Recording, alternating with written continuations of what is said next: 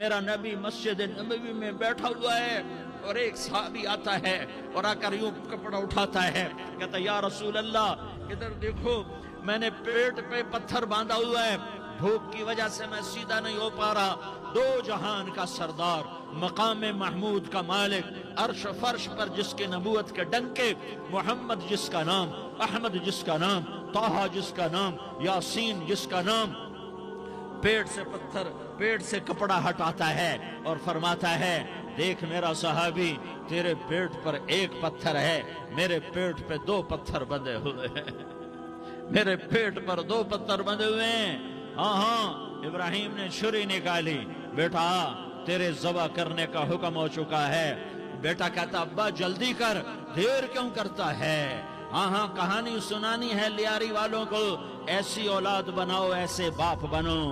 اللہ کے امر پر یوں قربان ہونا سیکھو۔ اور اب معصوم بچے کو